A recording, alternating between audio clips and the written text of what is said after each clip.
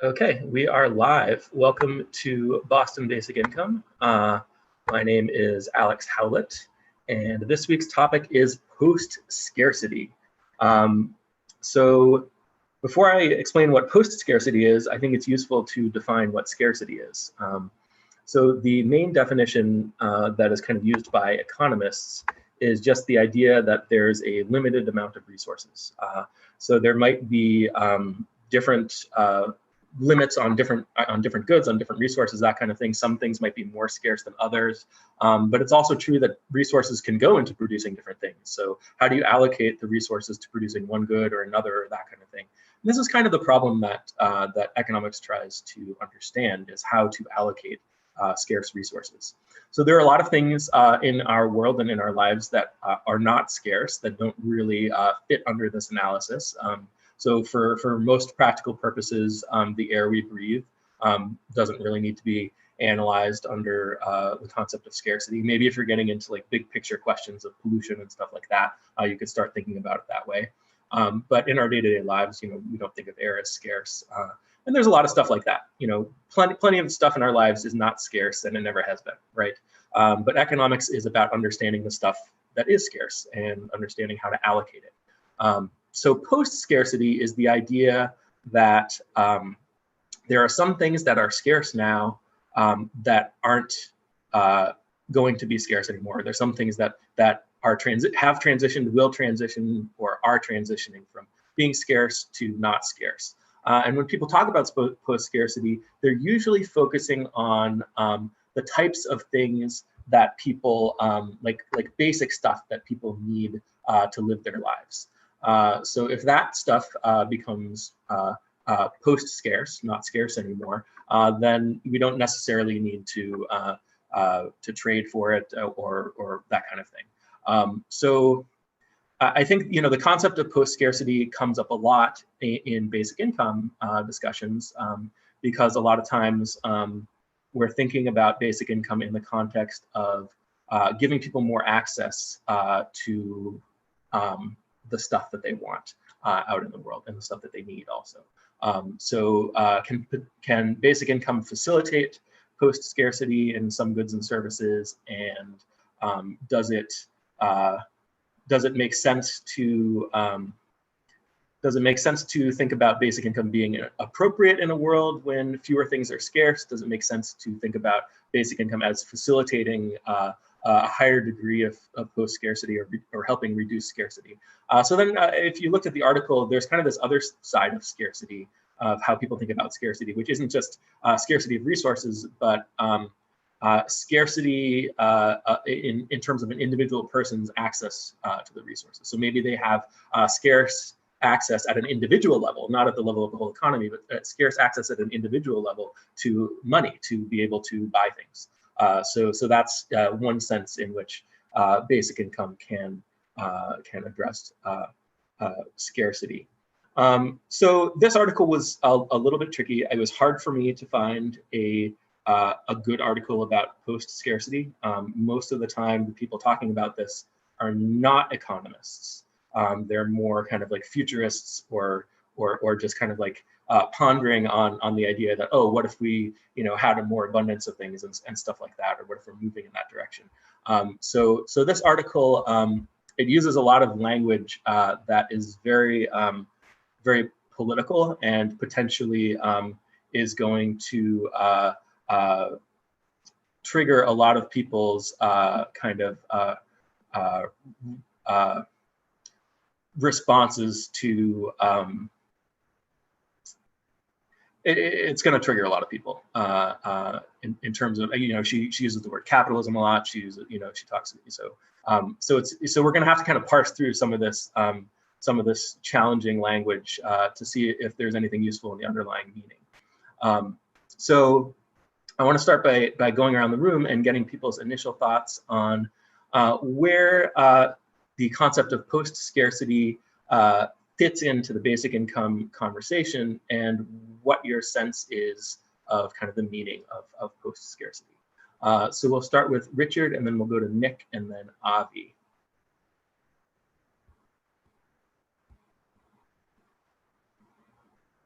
go. Oh, Richard's not here. We'll go to Nick, Avi, and then Joan. Yeah, the funny thing is, I kind of heard of the concept of post scarcity before I learned about basic income. As weird as that is, even though it's kind of, and I have a 4-year-old. And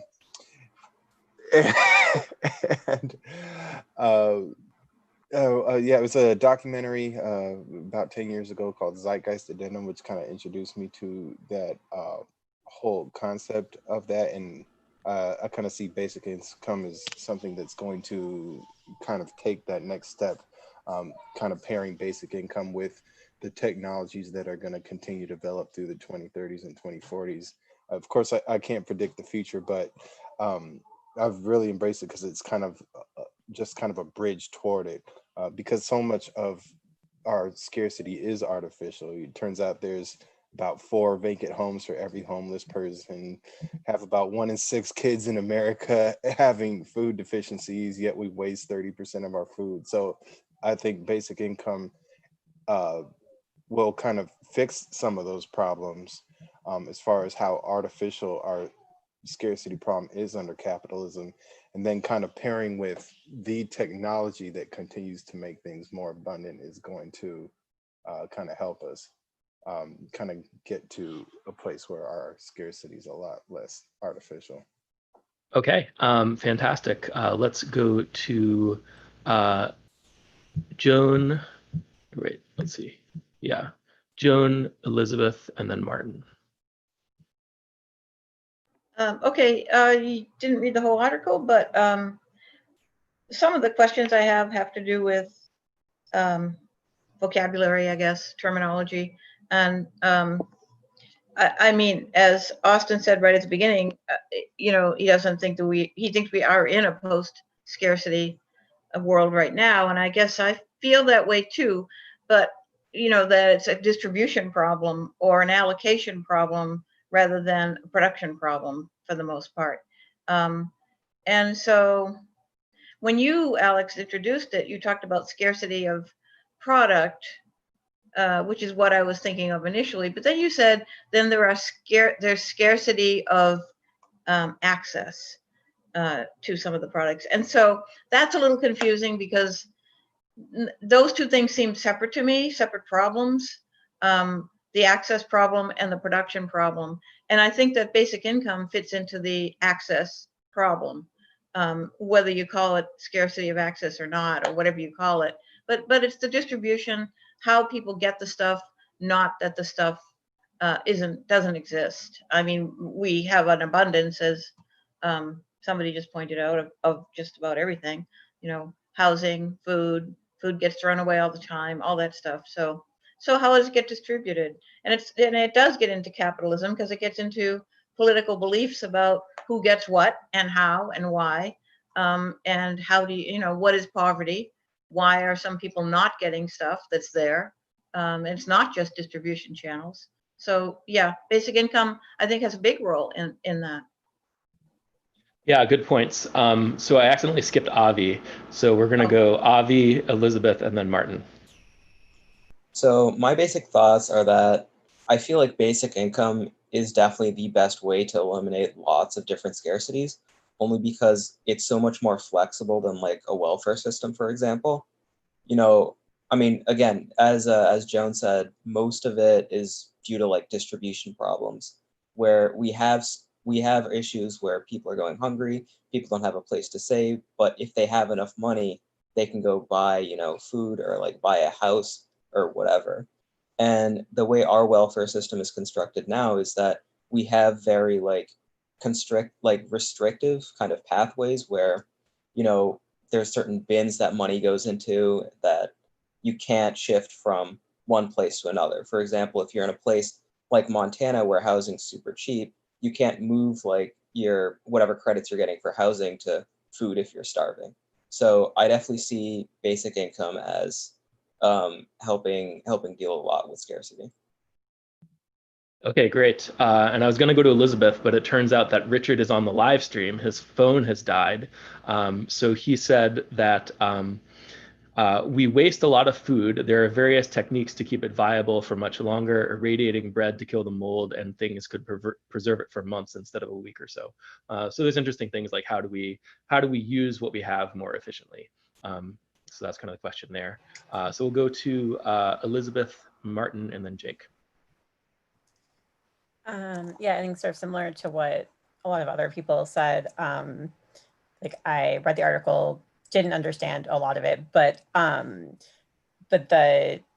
what other people have said about how basic income allows people access to the sort of non-scarce like products that we already have, like goods and services and products. It's like, okay, we have enough that a lot of the issue of like poverty and homelessness, as folks have said, is not that we don't have food or homes for people, but that they don't have the resources to be able to get that. And so basic income feels like a way in which we could get to a more functionally post-scarcity society, to be like, okay, we have all of these things, but it's functionally a scarcity society because people aren't able to actually access it. And so basic income is a way that enables people to actually access that and have less of a scarcity as our lived reality.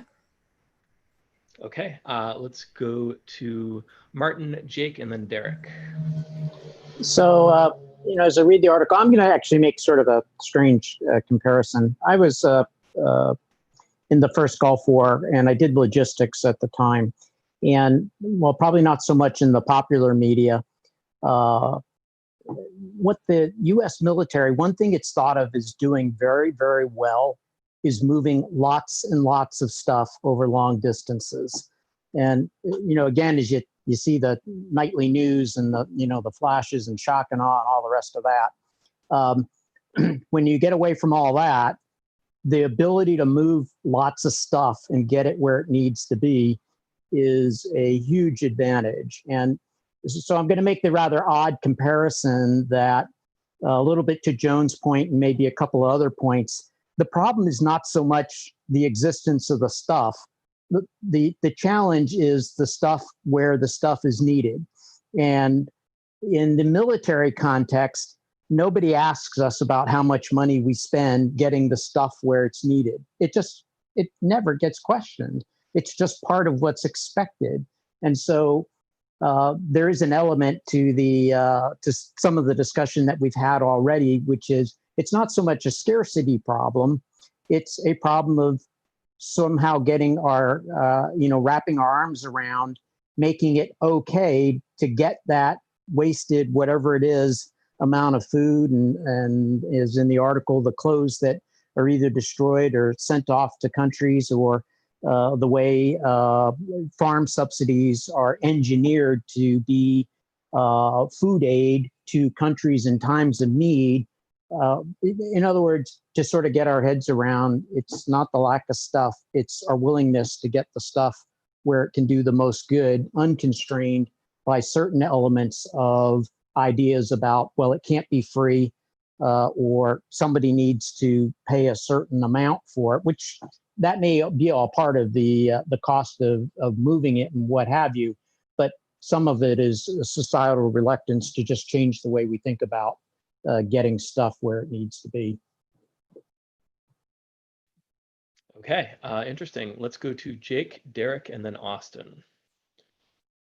Sure. Yeah, I actually, the aspect of food is really interesting. I love that everyone's bringing it up because I used to work on this thing called vertical farming, which I'm not sure if anyone's ever heard of the phrase or like the idea, but basically just like imagine like multi-story hydroponic greenhouses kind of located in cities. So like, yeah, like something like half of the food that gets produced in the world like goes to waste. Like why? How do we have twice as much food as we need, but people are still starving like to death? It's like, yeah, food gets like, grown in these like, mega farm factories, which has to do with like, all the subsidies and stuff. And so this idea of like growing food where people live was something that I've been, it's on my mind for a bunch of years too. And so, yeah, there's this huge problem there, and you look into it and it's like the farm subsidies make it so that like a hydroponic tomato like isn't competing like at a level playing field with like, some of the stuff that's backed by, the $400 billion like farm bill kind of subsidy. So there's a lot of that like tilts the scales, and it's like been in place for a long time. But another thing I'm kind of interested in with the article, just like first impressions you were asking Alex, is like, so she talks about universal basic income versus universal basic services, and she kind of was leaning towards services.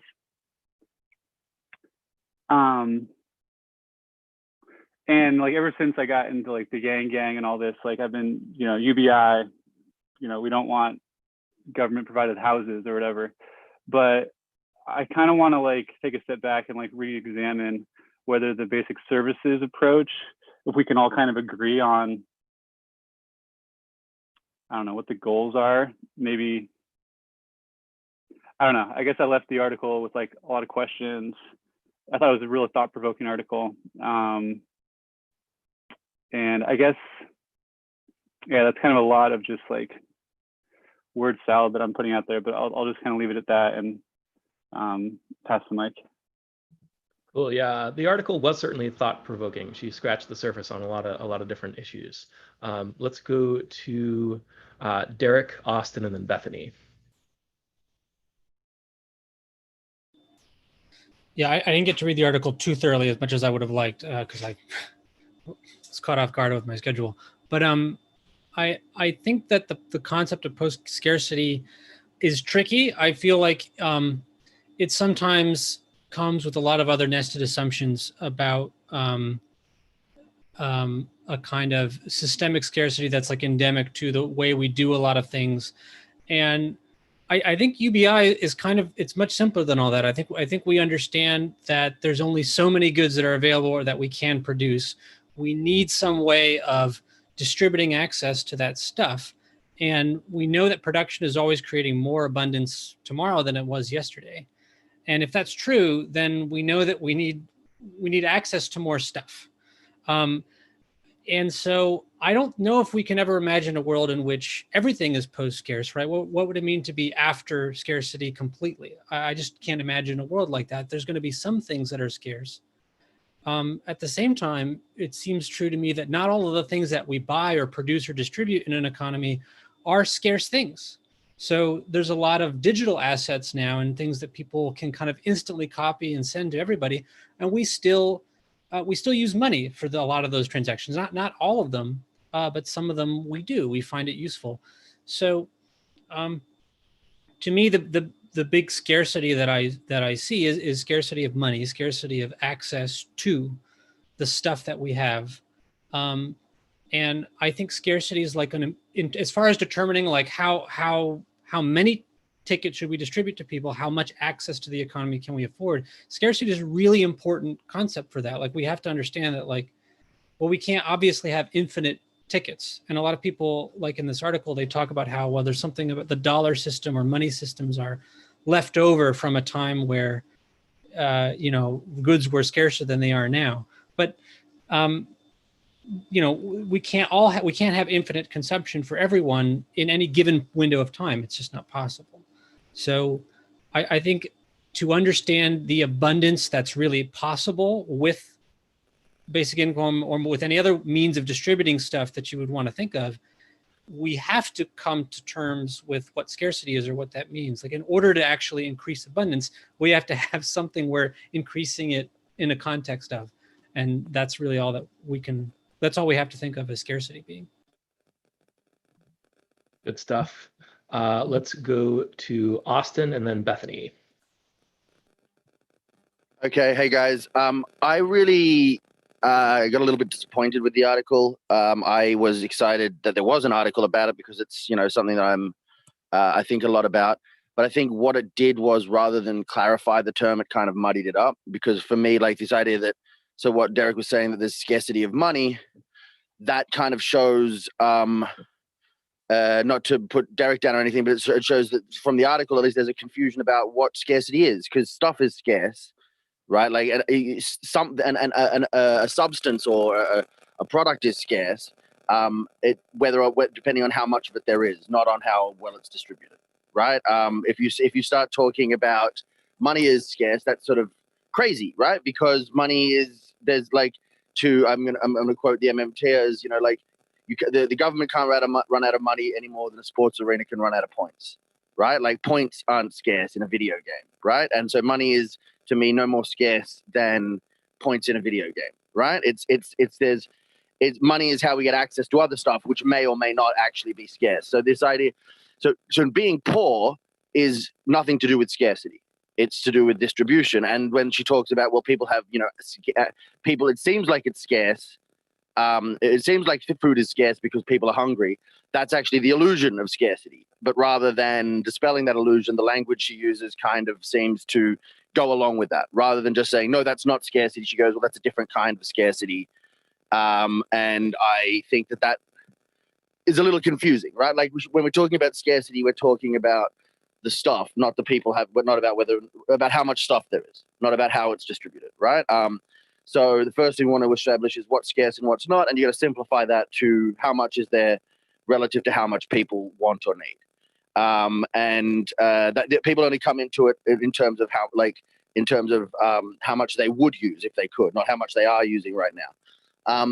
The other thing I want to say is that I think the scarcity question, it's actually another one where you have to really make a decision whether you're talking at the global or the national level. Because at the national level, every country is scarce in something. Everyone but Taiwan is scarce in silicon chips, right? And Taiwan is scarce in everything but silicon chips, right? And so in Japan, there's a scarcity of young people well, that's a bad example actually. Won't use people, but like there might be a scarcity of labor in certain economies, right? You might say, but there's not a scarcity of labor worldwide. There might be a scarcity of food in the Horn of Africa, right? But there's definitely not a scarcity of food worldwide. So this is one of those things where, as a global society, we're already post-scarce, and the fact that we don't think and act and organize globally is one of the reasons that scarcity appears to be the case. So like, we can't get masks. We had it, for a while they weren't telling people in Australia to wear face masks because they were worried that they wouldn't be able to bring enough in, and they wanted to make sure that all the nurses and doctors had them. Then, we got a shipment, like one fucking huge, pardon my language, one huge shipping, ship full of face masks, and we're fine, right? And we ramped up local production too, but that took a while. So there was a local scarcity, but not a global one. And I think, this is where I use the example of trade wars previously, right? Trade wars are two countries arguing with each other saying, stop giving me so much stuff so cheap. And that is to me like that's the sort of reverse canary in the coal mine. That's the canary in the coal mine telling us that there isn't a problem in terms of scarcity, or we would be saying, please give me more stuff cheaper if we were actually running low on stuff. And I think this is, using the word capitalism might not be useful in this particular context, but this is a place where we have to think about ideology and how we value stuff versus people. And that's the big thing for me with basic income, is it's actually valuing people more than stuff, right? Like, which is the issue, is that we, have this thing where we put stuff kind of above people and say if people want access to that stuff, they've got to jump through X, Y, Z hoops. And that's an ideological blinder that makes us assume that there's scarcity and assume that people have this moral duty to earn the stuff, which just doesn't make any sense. Which I know Alex sort of pushes back against sometimes, into why this is why using morality can be sometimes can confuse us when we're talking about economics, whereas I would say we want to change our morality rather than sort of leave it on the sidelines during the discussions.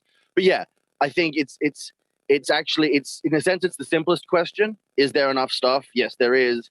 But then when you get to then why does it feel like there isn't? It's galaxy brain time, and it's really tricky. But yeah, globally we're not scarce as well. Is the big thing. Okay, interesting thoughts, Bethany. If you're there. Yeah, I'm here. Yeah. So I think I agree with most of the people. I think I agree with most of the people that have talked before. I think at least many of the things that we care the most about, like food, we have enough. For example, let's just say calories. Like in the United States, at least, we have enough calories for everybody. In fact, on average, people are concerned about getting too many of them, right? But we have this distribution problem. So I basically agree with everybody on that. And I think I'd like to point out that like our system as it is, since the article is kind of talking about the system, seems to have participated in that. Like it's not random that we are doing so well in terms of efficient use of many resources and like producing a lot of food and not needing that much labor for things. So the system has worked well for that, I would argue maybe, but it hasn't worked well for the distribution as everybody's pointing out. And so what I like about the role of basic income here is it seems like kind of like one very simple piece to finish the puzzle if you look at it this way. Because the system is supplying people who have money with these goods as well. Like they're not suffering from the scarcity problem, right? So, but people don't necessarily have access always to the money to get the goods that aren't that scarce. So it does seem to fit quite naturally with thinking about basic income. One more thing I'll point out is like the issue of whether labor is scarce in particular for producing all the things that we want to produce efficiently is, I think, important when we think about basic income, because I think the idea that labor is scarce underlies, as we've talked about a lot, the assumption that people should have to earn the money for the stuff, which is part of what creates resistance to basic income. So labor in particular, and whether that's scarce, has a lot to do with whether people would support, I think, something like a basic income or not in a lot of the conversations. So yeah, thanks. Yeah, so before we go any further, I want to point out that there's a lot of semantic fuzziness going on in terms of how each of us is defining the word scarcity or defining the concept of post-scarcity. So I kind of want to get back to the economics definition, which isn't quite, her definitions are a little bit muddied too in the article. But scarcity means there's a limited amount of something. It means that you can't get as if the price, you could imagine that if the price were free, if it didn't cost anything, could I get as much of it as I wanted for free? And if the answer is no, then your thing is scarce, right? There's a price. It has to be traded for. So I agree with Derek certainly that there's always going to be a scarcity of something. And I don't think there's a binary distinction between a scarcity world, living in a scarcity world, and living in a post-scarcity world. I think certain things are going to become cheaper to distribute and manufacture and all of that over time, and maybe become kind of less scarce if you can think of it as a continuum.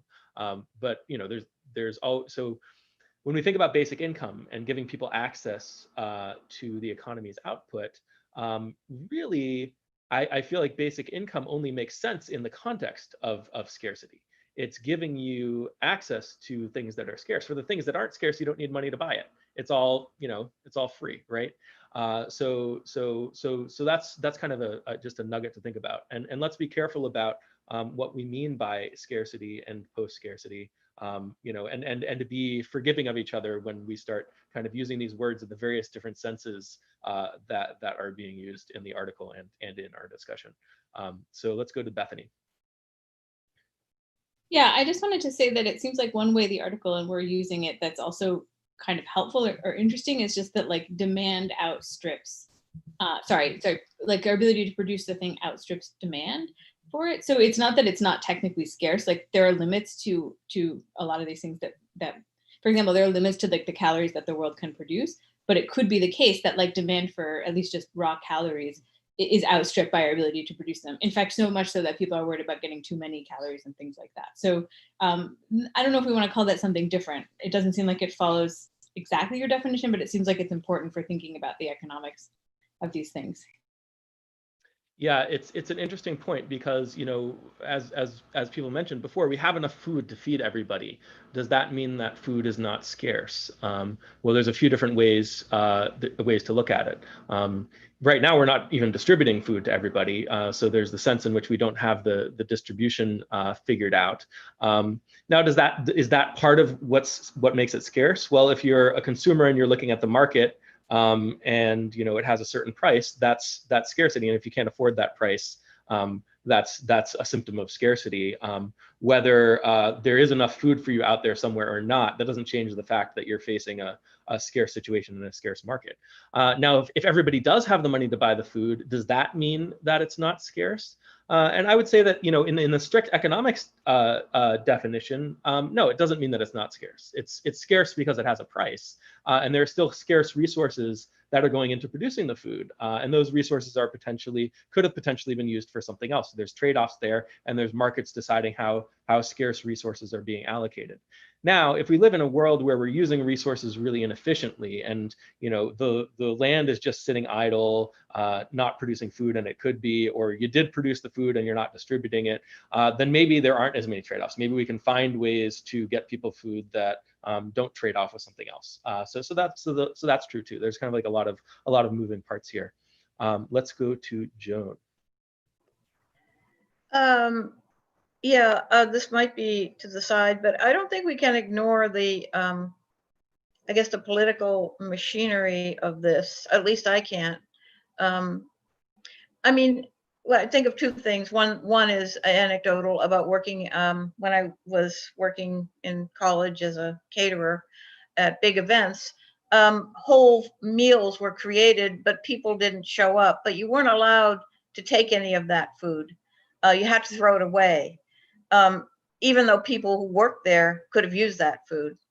But if you said you had a dog, you could take the food for the dog. So there were all these kinds of weird rules about how that food could be distributed. And it had to do with legal concerns, I guess, and rules in that small world.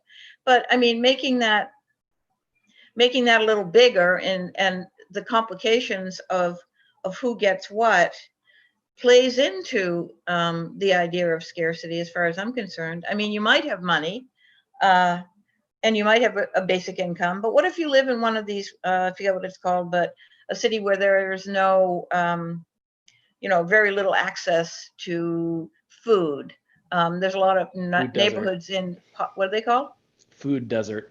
Food desert. So is that a scarcity situation? The food, is produced elsewhere. You have the money, but you don't have the access at that point to be able to spend the money on the food you need. So I think and that plays into the political machinery, as far as I'm concerned, and the idea of who gets what and who decides who gets what and why. And it's nothing nefarious necessarily. It's just that the way that distribution works in America, especially, people end up with scarcity situations when there's abundance. And I think that's what it is. I actually don't think there's real scarcity. So we are in I agree with Austin's first comment. We are in a post-scarcity situation right now. Everybody can live and eat and, thrive. They just don't, they have no way to either achieve the money to do that or achieve the means otherwise, the access, let's say. Yeah, maybe we can even have the concept of, like, there's the abundance potential of our economy, like how potentially abundant can stuff be versus how abundant is stuff actually, given the various constraints that we face and the inefficiencies and all of that. Right. So it's not a blanket thing. It's there are pockets of various gradations of abundance and scarcity. Yeah. Right. So whether we're talking about scarcity depends on what level of the system we're talking about. Are we talking about scarcity that's facing an individual person, a smaller market, the global market economy? Are we talking about it in terms of, hypothetically, do we have the resources? Like all of that. Yeah, it's pretty complicated. Yeah. Yeah, but I think no matter what level you're talking about, and even if you're talking about hypothetically, if we're as efficient as possible, we have our global basic income and we've maximized everyone's access to everything, there are still going to be things that are scarce, and basic income is a big part of allocating those scarce things for people. It doesn't mean that anyone's going without. Everybody's getting the stuff, but it's still a scarce thing that's being allocated to them. Yeah. The scarce thing being what? Oh, food, clothing, housing, medicine. If everyone gets all those things, but they're still paying for it, right? There's still a price in the market. Those things are still scarce things. Even just because they have to pay anything, you mean? Yeah, exactly. Okay. Yeah, gotcha. Yeah. At least that's the way economists would think about it. Right. Yeah. Right. Let's go to Derek.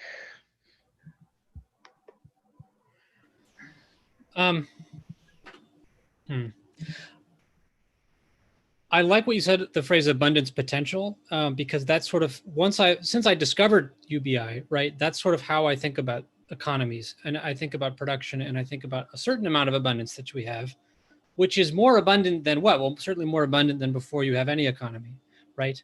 And even back then, things were completely scarce. We had some apples on trees and that kind of thing, right?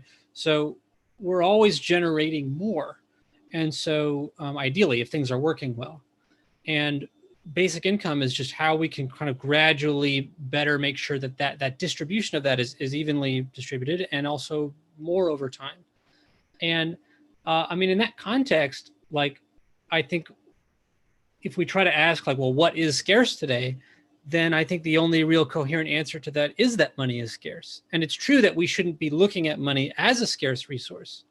But it's also true that to the extent that none of us individually are currency issuers at the present time, money is scarce for us. And that is a real scarcity in the sense that there, like John was saying, there's a political process you could call political, a decision-making process that meets out these tickets. And it's true if the tickets are burned or something, we can produce more.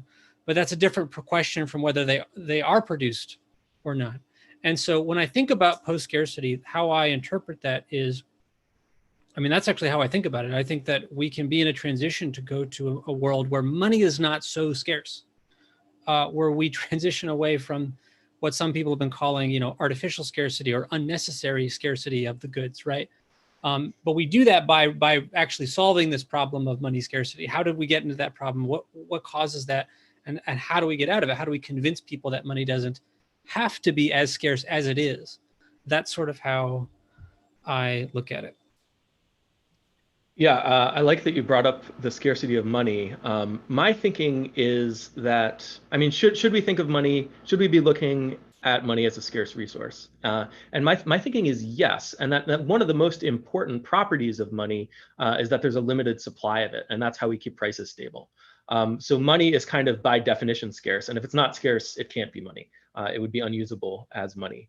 And that scarcity, you know, I think as Austin is pointing out, is not due to any physical limitation or anything. It's about how we've set the parameters for the monetary system and how we're maintaining those parameters and how we're keeping prices stable. But the scarcity is like fundamental to the nature of money. It has to be scarce, otherwise it's not money. And I just kind of want to bring up this distinction that I like to go to sometimes, which is the distinction between a currency unit and the money token.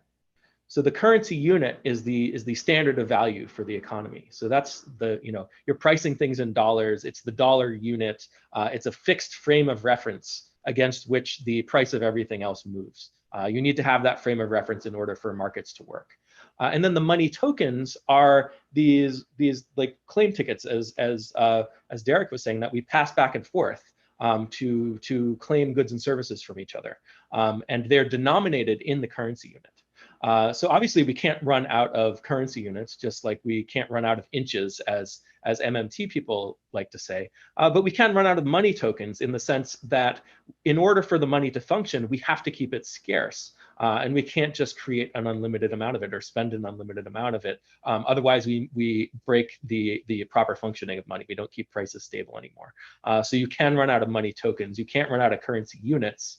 Even if you're the government, you can run out of money to spend because the economy might not be able to bear additional spending without disrupting price stability.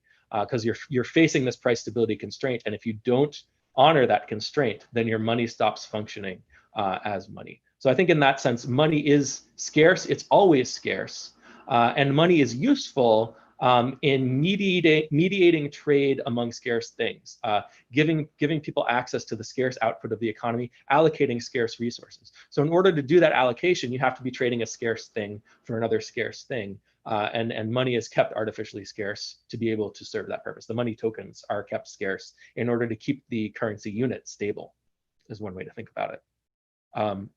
So let's go to Bethany. Yeah, I just, this is going back a little, but I liked Joan's example of food deserts and talking about politics, because I feel like it's an example where people often think of it as kind of complicated, why certain places don't have grocery stores or something like this, or at least I was reading an article today that was talking about it as a very political kind of thing. And I think it is in a way, but the way that I also think about it is, again, just like if people had access to money, then obviously supermarkets would naturally come so people can spend their money there, I assume. So it's just another example where the scarcity seems to be driven by access with money. Yeah, I think that's a good point. And Nick is bringing up in the chat. So how much in U.S. dollars is in circulation? And he says there is approximately 37 trillion U.S. dollars in circulation. This includes all the physical money, all the money deposited in savings and checking account, money in the form of investments, derivatives, cryptocurrencies exceeds 1.2 quadrillion. So it's an interesting question, and I'm actually not sure how useful this question is. So what matters for the scarcity of money, and really in economics, when we talk about supply and demand or anything like that, we're talking about how much stuff is being produced in a period of time, how much is being extracted in a period of time, how much is being bought in a period of time. It's all about the flows. And I think it's right to think about money in the same way. So it's not a matter of how much money exists in the economy or how much money is circulating. It's a matter of how much spending there is. What's the size of the flow of money through the economy? And is that flow of spending matched up to the flow of production in the economy? So we keep money scarce not by looking at how much of it there is and setting a specific amount, but by keeping the flows balanced, the flow of spending and the flow of production. So that might be something to think about. I know a lot of times even economists, when they talk about money and the money supply, they're talking about money stock and how much money is there. But it's not the case that money just kind of spreads itself out evenly across the economy over time. Nick, do you want to respond to that? Yeah, and it's going to be just really interesting to see like how bad things get. Are we going to get into like a full-blown depression, and how many countries are going to go into debt? So then it gets to the point that every country's in debt. Then who owes anybody what? And it's going to be interesting to see if it plays out that way, or what artificial amounts of scarcity are going to be, if they're going to have that type of discussion, because they didn't back in 2008, even though that was kind of happening left and right. They didn't talk about it in that way when things were going crazy with Greece back in 2012. So they didn't talk about it in terms of deciding what they wanted to be scarce. Yeah, or if they were just going to like cancel those debts. Everyone, complains about the deficit and all of these different things. And kind of once you get into numbers that big, how much of that is real, and how much are we like really going to cater to how markets function as opposed to what we have on Earth and what we can't get to people. Yeah, and I mean, I think that's a tricky thing too, right? Because in terms of how markets function, what matters is the flow of spending. But people, get worked up about, large debt numbers, both government debt and private debt and all of that. When really, that can affect, taking on more debt can affect the flow of money in the economy. But if you just look at the raw numbers of like, oh, what's the size of the deficit? What's the size of the debt? That's not really relevant to how markets work. So it's interesting that when people look at these numbers, they start to worry about them and what we're going to do about them, when it's really kind of a few steps removed from what's actually going on in the economy. Yeah. Let's go to Avi. So I was actually going to push back on the idea that Austin brought up of us currently living in a post-scarce society. And my rationale is that since most of the population is in like underdeveloped countries, we don't know whether or not like we can meet their needs if they become developed until they become developed. So you'll have like huge countries like India and China where, I mean, most of their population aren't living on like the same kind of level as most Americans are living. So I feel like until like we don't have any third world countries, and until all countries in the world are like developed, we don't really know if we're living in a post-scarce society or not. Yeah, I think that's a really good point. So we don't we don't know what our potential is. We don't know what the global economy's potential is. We maybe have some ideas about how to bring the economy to maximum efficiency or maximum production or something like that, but we don't know what it's going to look like when we get there. The only way to find out is actually to do it and to make it happen. And then the other part of the question is, where are we drawing the line between scarcity and post-scarcity? So there's always going to be a scarcity of something, and when is it the case that you take a look around and say, oh, okay, it looks like I hereby deem this economy post-scarce because people have enough of X, or enough of these things are free, or something like that. So I think that's a little bit of a tricky thing. But to be honest, to kind of get back to the semantics, I don't know that the term post-scarcity is actually referring to scarcity in the economic sense. I think they're more talking about kind of, we have enough for everybody's basic living or something like that. We have enough resources for that, which in economics terms doesn't mean that those resources aren't scarce. It just means we have enough for everyone, and there's still a price on them potentially, but we've figured out a way to use money to allocate those scarce resources such that everyone has access to them. Yeah. Let's go to Austin. Hey, first, I had a couple of points. But first, I want to push back on the pushback we got some buzzing going on. Or no, you're okay now, I think. Yeah, can you hear me? Yeah, that's much better. Okay, great. The pushback on the pushback, first of all, before I get to the point I raised my hand for, and that's this idea that, okay, if the people in third world countries were living in at the standard of living of the developed world, scarcity might rear its head again. My pushback would be that those economies would also become more productive in that process, right? Or we'd be doing it wrong. So, I mean, there's, and then which slides right into the next thing that, like, look, the definition is really slippery, actually, in terms of what scarcity. I mean, if you use the economic, the sort of pure formal economists definition, I also think that's almost useless, because if it's just there is a limit, right, then that means that then everything is scarce. There's a limit of the amount of hydrogen in the universe, right? It's just an incredibly high limit. So then we say, well, it's something practically scarce, and then that sort of, the idea splatters all over the place, right? And it becomes really messy. In fact, that's one thing that from the article is good, is the idea of scarcity. It does supply outstrip demand, or potential demand, or what you might call, proximate demand, like imminent demand. Like if everybody had suddenly 10 times as much money, right, would they buy 10 times as much of this stuff, or would they only buy 1.5 times as much, right? So like we've got to figure out what's the level of abundance we're defining as post-scarce. And I think that's and this is where, like, I like to use the framework sometimes political economy comes into it, and that sort of economy that's like a little bit closer to the real world, not, it's still theoretical and stuff, but it's it tries to be more situated in the real world, where there's power and there's classes and there's nations and blah blah blah. And one thing you'd say is, like, we have pretty good, I think we have reasonable definitions of poverty. For example, they're not perfect and they're fuzzy, and you can always argue that there's it should be higher, it should be lower, it's wrong with this, but they're not completely meaningless, right? To be below, like, I've lived on the income that's below the Australian poverty line, and I've lived above the income that's on the Australian poverty line, and it's about right. It's about $450 a week, right? If you don't have that, you're going to be fucking, beg your pardon, you're going to be always a little bit anxious and scraping and not quite making it, right? And if you got a little bit over that, things start to be manageable, right? And that reflects a claim on real resources.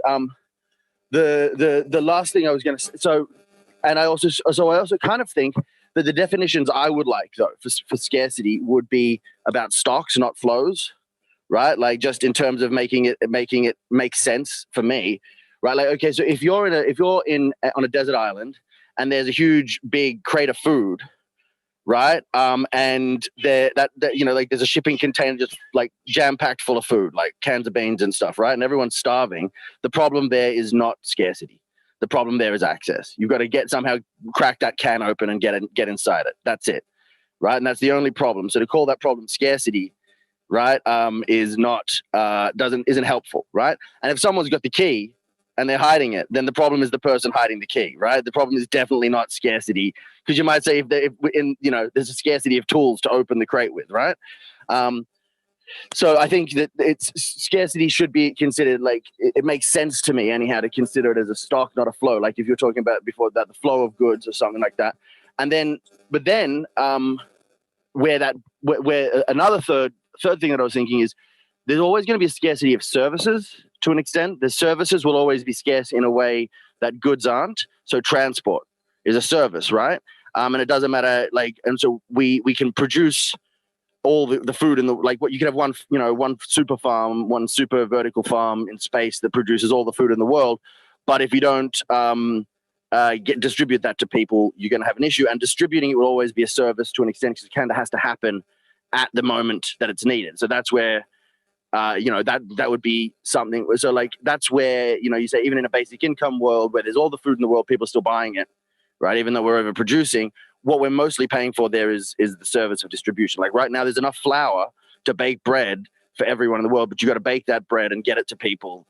And that's where most of the price comes, in the loaf of bread that you're eating. It's not, the production of the wheat or even the milling of the flour. So I think, then my definition doesn't work there, because then there's a scarcity of services, and services have to be a flow, not a stock.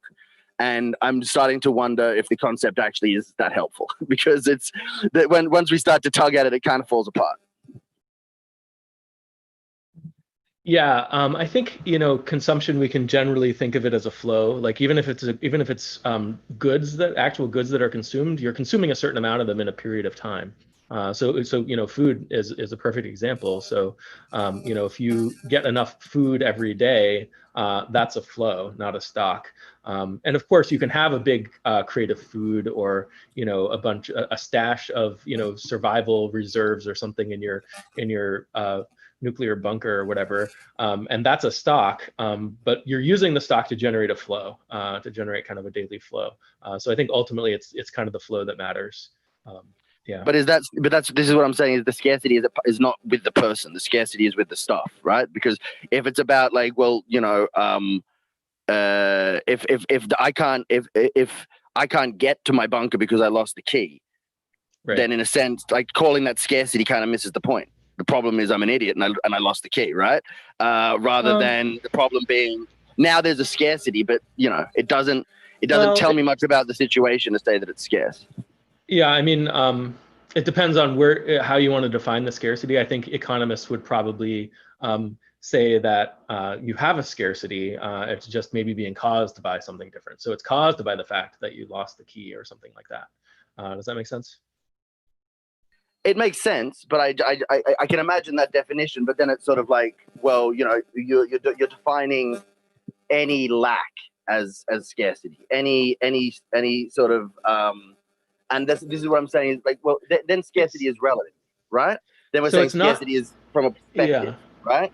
So it's not just a lack, it's a constraint. So there's a limited quantity of something. So you're using limited resources, or you have limited access to resources. The market has limited access to resources, and it has to decide how it wants to allocate those resources, whether it wants to make food with them or something else, that kind of thing. So that's kind of what scarcity is in kind of the most fundamental sense. It's not that you don't have something, it's that you've got to trade for it. You don't have as much of it as you want for free, basically.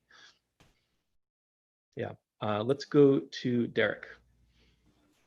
I was gonna, right before Austin said it, I was gonna sort of express the thought that when we untangle these notions of scarcity, it starts to feel not super useful. I think there's if we're using it in this general sense, there are limitations, there are limits here, there are limited supplies, limited quantities. There's always a limit somewhere, and so that's sort of always true. And I think, like Austin's saying, it's not useful, I think, in the way maybe that people are often talking about it, because money also solves other problems besides scarcity. There's a lot of things that may be scarce. I can imagine scarce things that we could be in a position to distribute without money. The point that money solves, really, the problem that money solves, is that someone else has something that you want, and so you would like to get it from them. And so if you have money, it's a really convenient and easy way to get something from someone else that you want. If bread is not scarce, but if you go in a store and you have no money, I mean, you're not going to get the bread, because you sort of need you need something that the other person wants. You need a motivation there for them to give you the thing. And it's that kind of foundational social problem that money solves really well. It's really convenient to have a standard value that's something that everybody can have, and then it can facilitate these, whatever you want to call them, exchanges, transactions.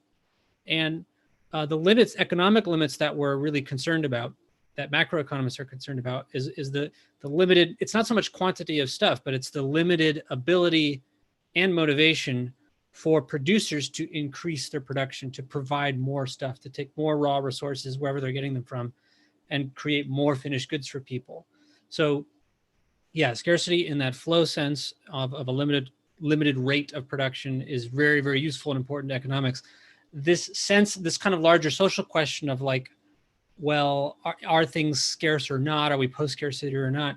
That's not really the point, I guess. For me, it's about like, are we producing and distributing things as efficiently as possible?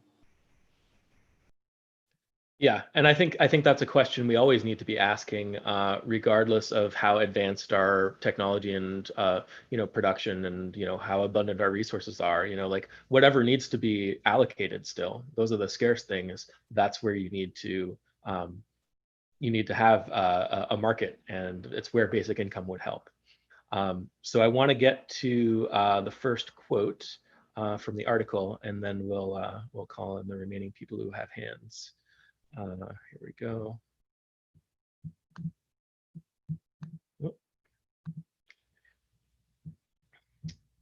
So when I refer to post-scarce goods, I'm referring specifically to goods whose supply capacity is greater than their demand. To be clear, not all post-scarce goods are actually distributed to all those demanding, but they could be for nearly $0. This is particularly common for information goods, such as songs or films, for which the cost of obtaining and distributing copies is negligible, but for copyright infringement laws. Some physical goods, however, can also be post-scarce. For example, produce, of which 43 billion pounds is thrown out by supermarkets annually, presumably because local demand is not keeping up with perishability. So there's a few interesting things to notice here. And one is that she is defining post-scarcity in terms of the supply capacity. She's calling it the supply capacity. So do we have the capacity to allocate these goods and services? And I think that's one way to look at it. I like the example of intellectual property. And as some of you may know, the reason I got into basic income in the beginning is because I was thinking about intellectual property, and I was thinking about how it was being kept artificially scarce as a way of keeping people employed. And if you remove that artificial scarcity, then a lot of people lose their incomes, but the economy doesn't lose any productive capacity. So people have less money to buy stuff, but the economy could still produce everything. So there's kind of a gap there. So that was like my initial thought that got my wheels turning on the idea of basic income. So I like that example. But she also says that in order for a good to be post-scarce, she's saying they could be distributed for nearly $0. So she's essentially kind of agreeing with this idea that as long as you have to pay anything for it, then it's scarce. It's basically only not scarce if you can get as much of it as you want for free. The example of physical goods like produce, I think is somewhat problematic because there's always going to be frictions in distributing these things, and a lot of times it's in the best interest of the business to maintain inventories, even though some of them are going to perish. So you're going to estimate how much people are going to buy, and then you're going to go a little bit over, and you're going to plan for some of that food to spoil, because what's profitable for you is to ensure that when people show up at your store, they're going to be able to buy the thing they want. So that's not even necessarily, I wouldn't even necessarily think of that as waste. Potentially there's a way to be more efficient and get the food more on demand or something like that. But I don't necessarily think of the fact that supermarkets are throwing away all this food as inherently wasteful. It can be the right business practice to ensure that your customers can buy the food when they show up. You can also, instead of solving the problem by figuring out how to distribute the food that spoils before it spoils, you can solve the problem by giving everybody enough money to buy all the food they need. Then the supermarket will stock more produce, and still the extra produce will spoil, but all the produce that people need will get bought, or that kind of thing. So I'm not sold on this example of spoiling food. Yeah, that's it for this quote. Let's go to Austin. You have your hand up.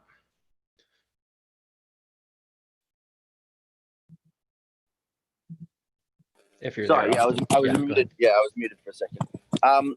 Okay, so look, I two things. One about that quote is that it's saying the food is thrown out, and it's like this kind of comes back to what I was saying about also the services, right? Or maybe not actually, but it's about sort of stocks or flows, right? Like what's scarce is refrigeration and storage space to an extent, right? Like that's one of the things that's happening there is they're not holding on to, there'd be some value to holding on to that food, even if you're going to end up feeding it to chickens or whatever, right? But the costs of storing and transporting and these other things to, like, rather than like, why aren't they, taking it to pig farms and giving it to pigs, right? Would be one example, because the cost of doing that in terms of the services is greater than the goods, the value of the goods as pig food, right? Even if it's not fit for, like, say it spoils, right? Or we could preserve it or whatever. Like we could take those things and turn them into some kind of preserved food that would then be there. But there's no real reason to do that, and then the services required to do that are scarce rather than the thing. And I think this is actually comes back to this idea of putting stuff above people that I said before. And it's like we don't think.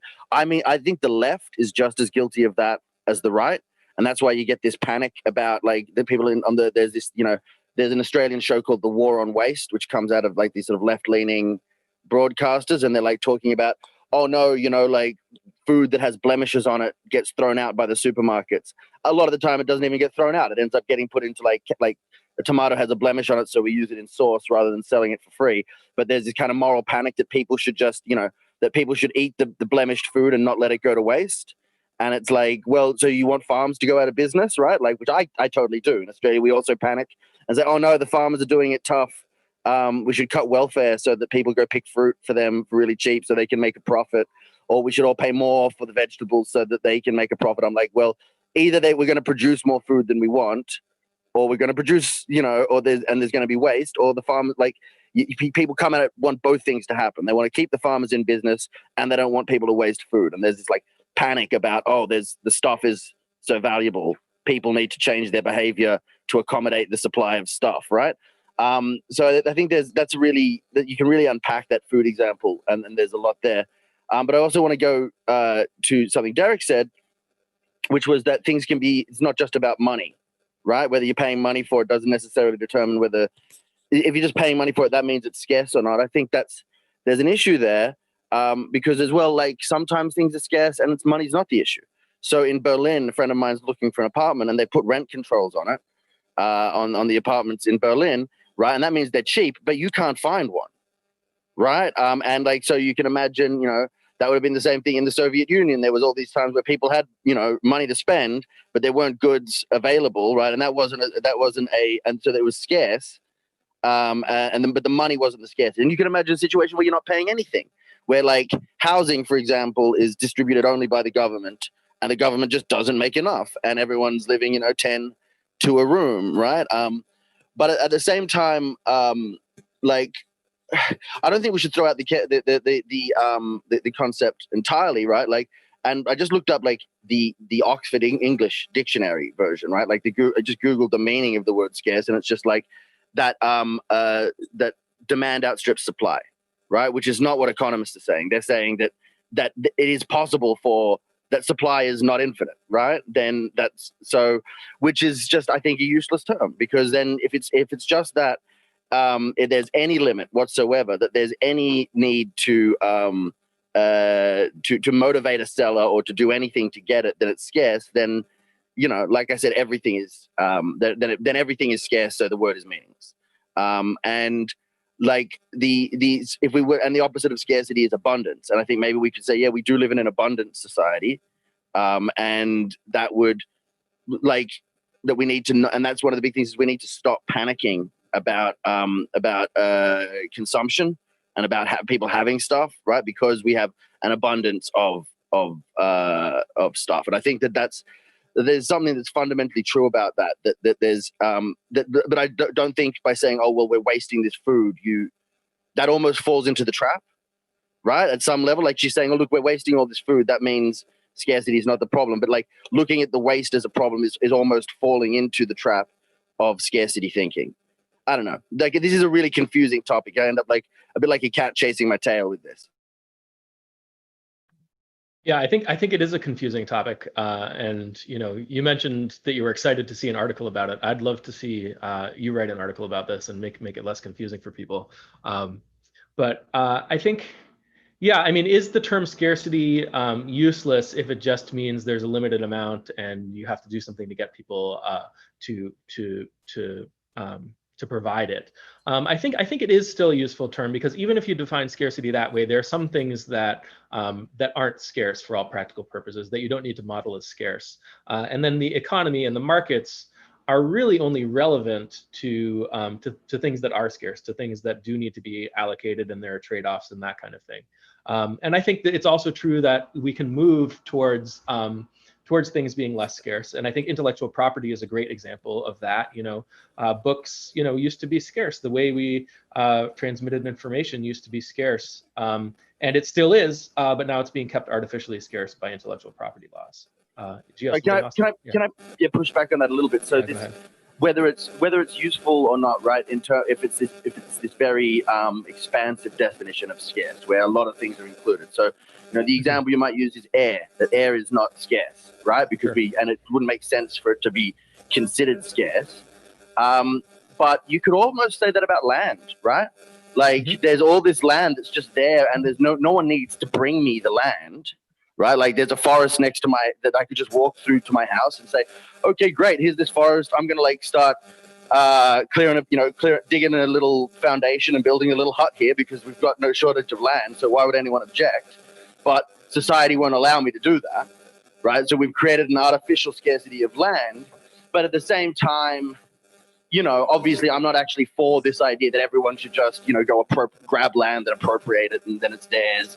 Because you have to have some limit on that, because then someone will cut down the whole forest and then we all lose the forest, right? So there's those. I don't think it's easy to differentiate those two things without getting very political and philosophical. Like, what if people were like, actually, you're breathing too much air, right? We want you to not go for a run because you're going to start breathing too much air. We can't all just use as much air as we want. And started like monitoring that, which we can imagine, if we can imagine that people would have some way of counting each individual's air count and how much they're breathing, or have any resources, start limiting that. And there might be a time when we want to do that. Like it's got to the time where we want to manage people's access to land, right? There was a time in human history when we would just, when the first group of humans was leaving the Rift Valley, where it was like, well, why on earth would you stop someone going and appropriating some land that there's no humans on, right? They might have to fight some other creature for it, but from a human point of view, fuck it, right? And we may reach that point with other resources that we currently consider not scarce, but so when do you start worrying? When do you start planning for that sort of running out? When do you start? It's incredibly fuzzy. Unless the only way for me it makes sense is if you look at some definition of need, and that's going to be tricky to define. But once you set a level of need, like calories, right? Like we all need 2,000 or 20,000, 2,000 calories or whatever it is a day, right? Then we can say, well, how many calories can we produce, and sort of start solving the problem of whether or not it's scarce. But so long as if that larger definition seems to me really, really tricky. Like land is a good example. Yeah, so maybe what you're getting at here is that the concept of post-scarcity isn't talking about scarcity in the economic sense that economists usually talk about it. It's more that we would draw a kind of an arbitrary line or choose some line where when we cross it, everyone has their needs met up to a certain level, and then we can declare that we're in a post-scarcity situation. Is that right? Yeah, that's about it, right? And I mean, that wouldn't be, you'd want that line to be informed by non-economic experts, by scientists, especially like nutritionists. Sure, in climate terms of change. deciding what people need, yeah. Yeah, exactly. Economists right? are just going to say everybody wants more of whatever. Everybody wants to breathe. Everybody wants to breathe all the air in the world, right? Like, so it's scarce. You know, like because I always want to consume more. Well, I don't think economists would usually model air as scarce unless they're talking about something like pollution or something like that. But yeah, so let's go to Derek. Yeah, I think what helps me clarify things usually is if I'm having trouble with the concept, I think of its opposite, and then I'll draw it on a spectrum, and we can do more and less. And so when I think about, well, I know what abundance is, and we know that there can be more abundance. We know that we can always, if you have, 7 piles of gold, you could always have 10, right? So, and then the inverse is true. We could always diminish more and get less and less. And for me, I'm comfortable with that spectrum definition of scarcity versus abundance, even though it's always true, right? Depending on where you draw the line. The trouble occurs when we try to draw the line. And I think that's precisely why I've sort of fallen away from this worrying so much about the estimation of basic needs, because it's kind of like what you were pointing out, Austin, this like misplaced emphasis with the we're looking at the waste, right, of produced by these stores or businesses, because just like scarcity and abundance, efficiency and inefficiency are also there's a spectrum of that. And so no matter how, when you're efficiently producing goods, distributing food to people, you're going to have less waste. But then if there's more and more businesses in the economy, which is what we want, more goods, even more efficient businesses, where you're going to be generating more waste, right? If you sum it all up and look at it as just a lump sum. So we always want more efficiency. We want more abundance and more efficiency. But there's always going to be something going on the other end of the spectrum, right? There's always going to be some waste. And so when we try to say, okay, this is the basic needs, and this is the basic amount of waste we should have, then we're actually sort of abandoning what I think should be a fairly straightforward imperative, is that we want to do better. We want to have production be more efficient, and we want to have things be more abundant tomorrow than they were today. And that's just seems to be the way it is. People want more, and we want to do a better job of what we used to do. And I think that's okay. I think it can be okay that things gradually get more abundant while still being a little scarce, and more efficient while there's still being a little waste. That's part of the process. And as long as we have that straight, I don't think we need to worry too much about where exactly the line is. Yeah, I think that's a good point. And sometimes if we try to draw these lines, we don't want to set up a situation where we get to a certain point and then stop. Because if we can do better, why not do better? That's kind of like how I like to think about it. And I kind of wanted to get to Austin brought up rent controls making things scarce without there being, like, the price can be low or something like that, but you just can't get it. And I think that's a fair point. I think probably what you have to imagine is that I like to talk about markets allocating scarce resources, but we have other ways of doing that. So the city with the rent control might allocate the resources directly, but it's still kind of the same phenomenon where there's a limited amount of it, and you have to decide. There's some mechanism by which you have to decide who gets what, and that's kind of where scarcity is. If you're talking in market terms, then that means there's a price to it, and you have to trade for it. But it's not always a market that's allocating the scarce resource. So let's go to Bethany. I think people have touched on this, but I just wanted to point out that if we want to go with this broader definition of scarce that economists use that you're using, it seems like there are other concepts that people want to have words for.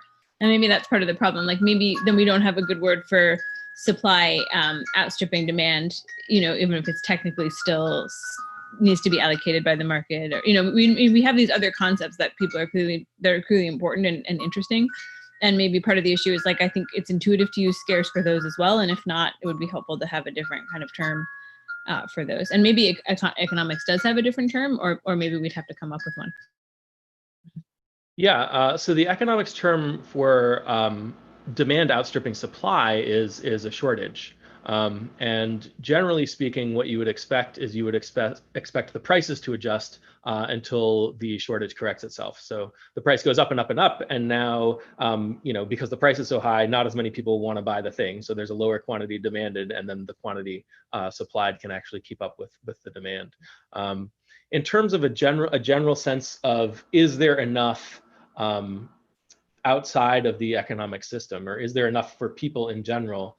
That's not really a question that is answered by economics. That's kind of like, we have to make this judgment about what people need, kind of like what Austin was saying. And I don't know, I think you're right that the term scarcity is overloaded here and used by people who aren't thinking about it in the economic sense, scarcity and abundance. Are there better words that we could be using? Maybe. I can't really think of what they are. I think, for the purposes of this discussion, we kind of know the difference. Like, we know that the term post-scarcity doesn't mean that we're ever going to be in a world where there's no scarcity in the economic sense, but it does kind of mean something potentially useful. I kind of agree with Derek that it's a continuum. Even if we draw an arbitrary line, it's not like there's some threshold that we cross where suddenly everything's different. But yeah, I don't know. I personally, I don't really ever use the term post-scarcity, but I hear it used so much in the context of basic income and these types of discussions that that I felt like it was useful to have a discussion about it. Go ahead, Austin. Yeah. Oh. Or go ahead, Bethany, first. Yeah, I was just going to add that it seems like one thing that people are really interested in is what the limiting factor is, and is the limiting factor like the physical good or the ability to produce the good or to distribute it, or is it really just the demand for the good in terms of people having money? And so maybe scarcity and post-scarcity isn't quite the right term for that, but that seems to be an important concept that people are thinking about when they think post-scarcity, right? Because it's like, oh, we actually have the ability to produce this stuff for people, and that's not the limiting factor. And so there's something important that is the limiting factor. Right, like maybe we're hypothetically post-scarce on the supply side, but we're not post-scarce on the demand side because people don't have enough money or something like that. Yeah. Go ahead, Austin. Yeah, look, I think we have to just toss out the economists, the formal economic definition. This is when I like Steve Keen, who's an Australian heterodox economist, you could call him, but he actually called himself for a long time the anti-economist, because he was just like, there's so much bunk in there, we should just, not even try and be recognized by mainstream economists. And this is one of those moments when I'm like, maybe he was, and I was always like, no, you've got to set yourself up as I'm the economist. I'm a better economist and they're all crazy. But maybe he was right. Maybe we just need to turf the whole lot. But because their definition just seems to me like it's really unhelpful. If there's no, so something can be scarce if there's no real no possibility of a shortage even, right? Yeah. And that seems to me like so counterintuitive as to not, and there's probably a reason our intuition says that that's not helpful. But I guess what you were saying, there's this spectrum. It's like, well, yes and no, right? So there's an area on that spectrum that really matters.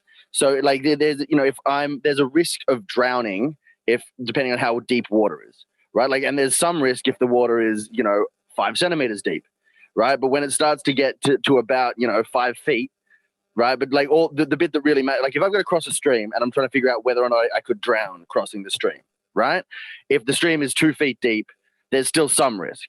But the big difference is when it gets to about my head height. You know what I mean? Once it's over 10 feet, it doesn't really matter how deep it is, right? Like if it's, once it's, between 4 feet and 6 feet is the bit that really matters to me, whether I want to cross the stream. So below 4 feet, yeah, there's some risk and it's probably negligible. And above 6 feet, well, you better make sure you have a boat or some way of getting across safely, right? Or that you can swim, because there's a spectrum, but then there's a part of the spectrum that's actually important to look at. Like anything, below a certain amount is like negligible, and anything above a certain amount is almost like negligible in the other direction. It doesn't, like Jerry Seinfeld said it about performing to a crowd. He said, someone said, does it matter if it's 10 people or 1,000 people? He goes, all that matters is the water is deep enough to drown, right? And it's the same thing. Like if there's 10 people in the room, and if there's 10 people on a lifeboat, right? And there's enough food, and you're going to be on that lifeboat for 10 days, and there's enough food for 9 people, right? Then you're somewhere on that, or water, right? Then you're on that shortage. Then you're at the bottom of that. You're like, if you have enough food for one person or enough food for no people, then it doesn't really matter if you increase it or decrease it a little bit. But if you're near the threshold, then it matters. So it's important to know where those thresholds are, even if it's a spectrum. Yeah, I think that's a good point. My sense is that with money, there's no point below which it's not going to make a difference. So those first few dollars are going to have much more of an impact than later dollars, and it kind of continues in that way. So it's not like it's not like the stream where you kind of get to a certain point where it starts to matter or something. But I think your intuition is right that, once we're beyond a certain level, once everybody has enough food to eat, that might not be an exact point, but you can kind of see that threshold there, like this nutritional threshold. And it matters when we cross it. And it's not that before we've crossed it, giving people a little more nutrition doesn't make a difference. It's that once we've crossed it, that's not the thing we have to worry about anymore. So I think you're right about that. Let's go to Derek. Something that occurred to me that might be helpful in this discussion about, people do seem to feel this need for the term post-scarcity and like getting beyond this thing. And a phrase that I found very explanatory was when I kind of came into UBI through the whole Andrew Yang phenomenon. He talked about what he called the scarcity mindset.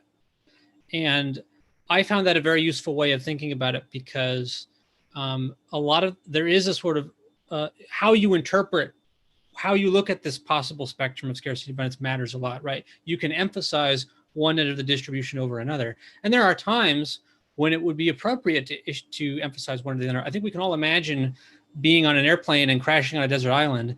And it didn't matter, at that point, it doesn't matter how abundant the economy is doing, because you're not in that situation. You're on a desert island, there's no one else. And if you have a partner with you, they're going to start, kicking your butt and saying, hey, things are scarce. We have to go, chop down trees and everything. We have to do all these things we don't normally have to do in abundance world. And the problem is just that we have the opposite problem. We've been stuck emphasizing the other end of the distribution, where we keep believing that labor is scarce, resources are scarce, money is scarce. All of these things are scarce to some degree, maybe, but it's like, are we emphasizing the correct end of the distribution at the right time? And it's just this really confusing and unfortunate thing that very chronically we have been emphasizing the scarcity in places where it doesn't seem to belong, and this causes problems. So when I look at it, when I think of post-scarcity as a kind of societal mood that we might be trapped in, right, where we have to change our thinking so we have an abundance first perspective on the economy as opposed to a scarcity first perspective, that makes sense to me. And really the physical processes, I mean, that is what it is. It's production, and that's continually getting better. And there's that arbitrary line problem, but what we choose to emphasize matters. And so that's how I look at this idea of post-scarcity. I don't like that term. It's more of like, are we stuck in the scarcity mindset, or are we actually thinking positive and thinking about how to get into a better and more abundant society? Yeah, I think that's a good point. In terms of the psychology, do we feel like we're being held back by scarcity, or do we feel like we're looking towards how to maximize abundance and that kind of thing? Yeah, it's a different approach, and it's kind of the difference between do I need to fight with other people to get what I need, or am I able to cooperate with other people and share in abundance and build on each other and that kind of thing? Can we improve ourselves by acting together collectively, or do we need to kind of like circle the wagons and keep what's ours from everyone else, that kind of thing? It's very different mindsets. I like that. Yeah. Let's go to Avi. So in psychology, there's this really cool concept called Maslow's hierarchy of needs, which I feel like is very relevant to this conversation. And what it is it's like a pyramid where if the base level of the pyramid isn't met, you can't move on to the second level of the pyramid. So at the very bottom of the pyramid, there's physiological needs. So this is stuff like air, water, food, sleep, stuff that you need to like physically survive. And I feel like for most people, this is the conversation which, post-scarcity or like scarcity should kind of consider or try to solve. However, I feel like the next level of this pyramid, which is safety, things like personal security, employment, resources, and just general health. Those stuff, I feel like if we get advanced enough as a society, we can also cover. And like the top 3 levels, which are love and belonging, esteem, and self-actualization, those are things that I feel like have to be achieved at like a personal level, just because they're inherently, social stuff and not material stuff, that I don't know if it's possible to achieve those 3 for everyone in a post-scarcity world. Yeah, I like this. I think this is a good analogy for the stream that Austin was talking about. Once it gets to a certain height, it matters when you kind of cross that threshold. So we can think of the thresholds in Maslow's hierarchy as analogous to the stream. Once you've kind of gotten above a certain point, certain things don't matter anymore, that kind of thing. I like that. Let's go. We're going to skip to Jake because he hasn't talked much. Go ahead, Jake.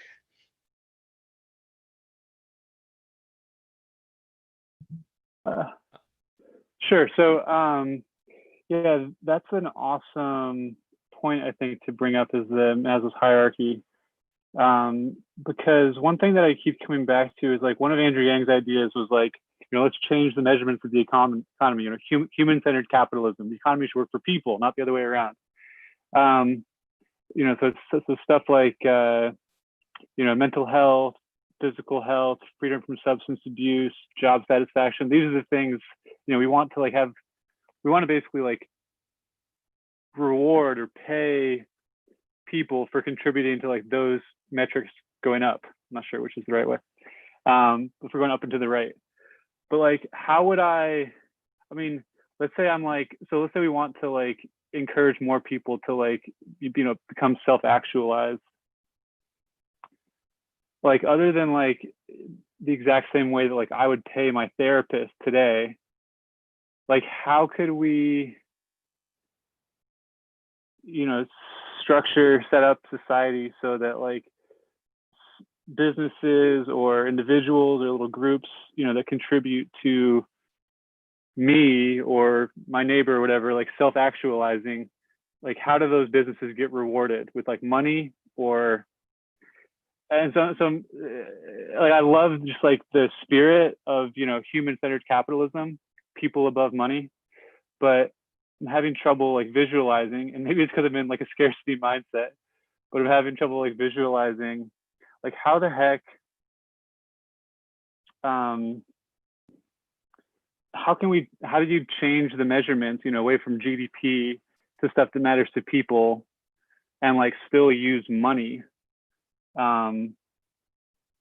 Maybe that, I'm not sure. Can you get head nods if that question even makes sense? Yeah, I think it does. And I also think that, GDP measures something specific. It measures a certain kind of economic activity.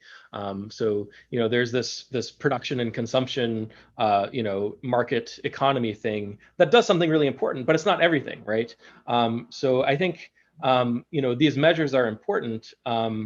I think the idea that we would use GDP as an assessment of overall how well everyone is doing, I think is a little off. It's how well this particular thing, this important thing, is doing, and it's important to be able to assess that, but it's not all of human society. Yeah. And I kind of want to get back to what you said initially, Jake, about universal basic services. I actually don't know where in the article she talked about that, but it is, I like to think of basic income as one of the services that the government provides for its people. So other services in the universal basic services could be, healthcare and, fire and police and all of that stuff. But yeah, I mean, there's a lot of services you can provide directly as the government, and those resources, scarce resources, can be allocated directly by the government for people. And I think, sometimes it's obvious that it's more efficient for the government to do it for certain things, like maybe healthcare, that kind of thing. And then sometimes it's more efficient for the market to do it. So the basic income is a service provided by the government that gives people access to the market, that allows the market to allocate resources for when we decide that certain resources are best allocated by the market. Yeah. I want to get to yeah, go ahead. Just really quickly, yeah, it was actually her part 2, which I'll link in the little chat right here, but she wrote a part 2, and that's what Okay. I got my signals mixed. All right, that makes sense. Yeah, I'll have to check that out. Yeah, and I also noticed that Nick has put a link in the chat to an article about Chile and Allende in the 1970s. And I think it's funny because I haven't announced the topic for next week yet, but it's about Chile and actually the period after that, where you had the Chicago boys go to school in Chicago and come back and completely transform the economy after Allende under Pinochet. So we'll talk about that next week. But I thought it was cool that you just randomly had a link there. So I want to get to, I see a couple of people have their hands up. I want to get to one more quote from the article, and then we will get to Martin after that. So let's see.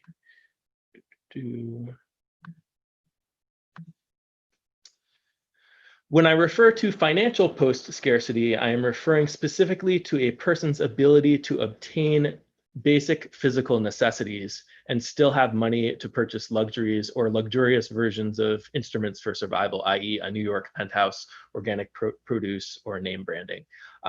So it's interesting here because when she was talking about scarcity of products, she was talking about is the product free? If it's not free, then it's scarce. If it's free, then it's post-scarce. Here this is not exactly symmetrical. She's talking about people having enough money to access things that are scarce. So maybe a person in her sense, Amber Cazzell's sense, a person is post-scarce if they have all the money to buy all the scarce things or to pass some threshold of scarce things that they need. So I thought that was interesting. But let's go to Martin.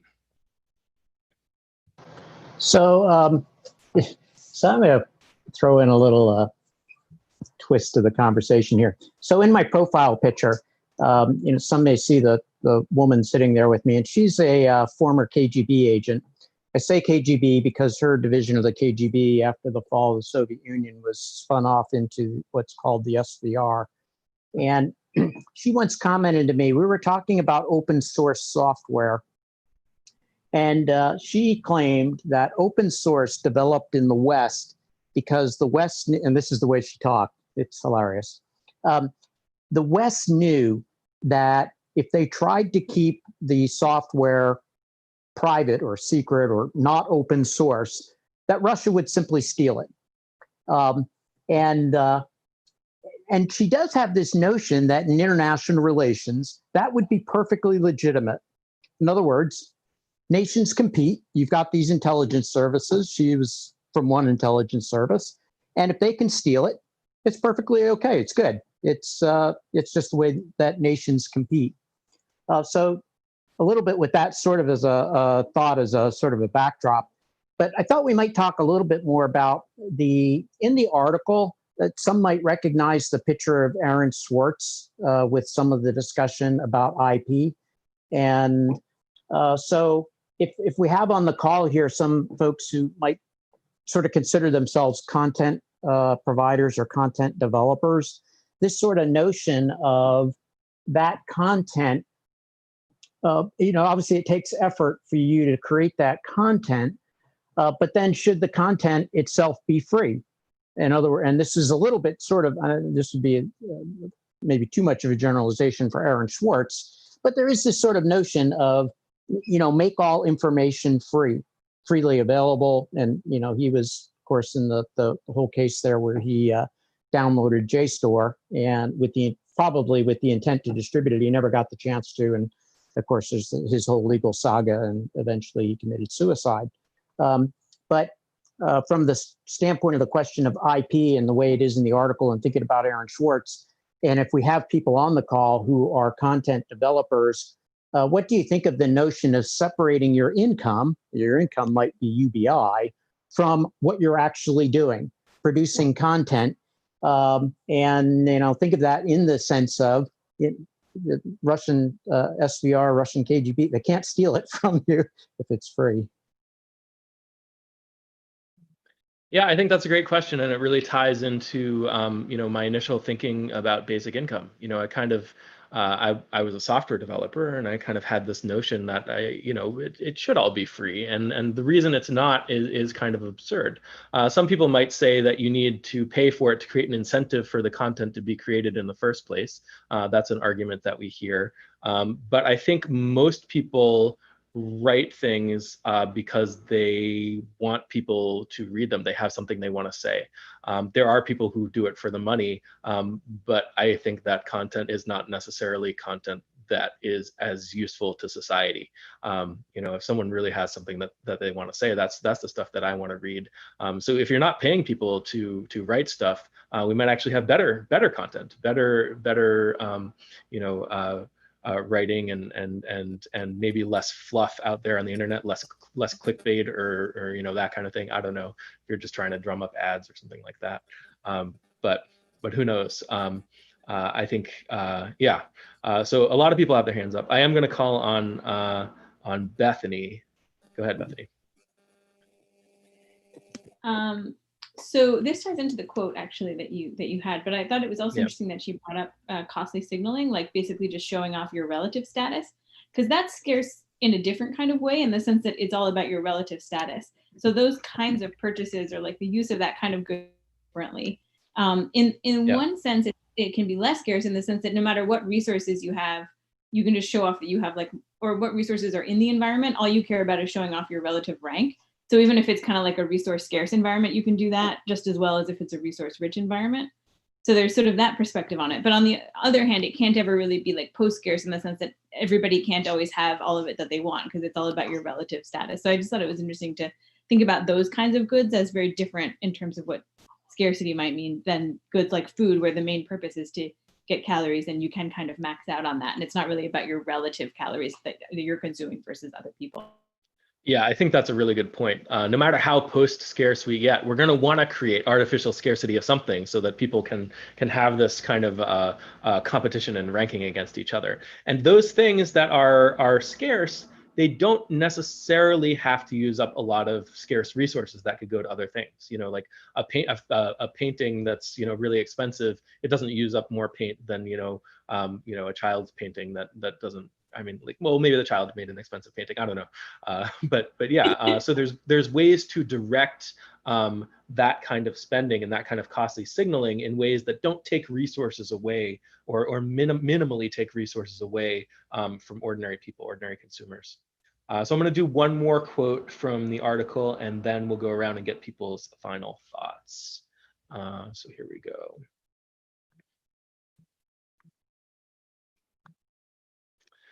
Well, capitalism fundamentally cannot make sense of post-scarce products. It is no stranger to financial post-scarcity. In fact, that's the name of the game. If you want to sustain your physical security, you need to become financially post-scarce. So the first part of this, let's replace the word capitalism with the word markets. So I think it's true that markets only make sense in the context of scarcity in the broader economic sense, not in the sense that she's talking about. Certainly, markets can make sense of distributing food that's still scarce in the broad sense, in a way that everyone gets it, that kind of thing, and you have a basic income and people can buy the things they need. Markets can make sense of that. They can't make sense of air that people breathe, and they can't make sense of intellectual property unless you put specific legal restrictions in there to kind of create the scarcity and create a market for it. So that is our last quote from the article. I want to go around and get people's final thoughts. We will start with Nick, and then Avi, and then Joe. Yeah, a lot of good discussions about definitions of post-scarcity, but I think that last quote you mentioned kind of sums it up best. Like, when are we going to get to a point where there's not going to necessarily be a market need for anything? So as we develop technologies like vertical farming, being able to 3D print homes, have drones deliver just about everything, desalinate water so we can live in different places, I think that's kind of when we're going to be where things are kind of post-scarce, or where everybody is able to kind of reach that top of the needs pyramid. Yeah, UBI just kind of takes care of those bottom two tiers for everybody. And that's just going to be the first step of many. Okay, let's go to Avi, Joan, and then Elizabeth. So again, really interesting discussion. I thought there was a lot of great ideas that were discussed. And my final thoughts are, yeah, I definitely do think UBI is really necessary in terms of at least trying to solve the economic needs of like scarcity and like the almost like the physical needs of people. Cause I feel like I kind of agree with Austin here where like, I feel like the world definitely does have like the resources to, deal with world hunger, deal with major health issues, deal with, homelessness and all that stuff. And if we all kind of like try to put our heads all together and, solve all of these physical needs, then we can finally move on to like, higher up on Maslow's hierarchy, as I mentioned earlier, where we can talk about like philosophies, talk about like, relative ranking and stuff like that, and where we can really like, I guess, focus on ourselves rather than focus on surviving.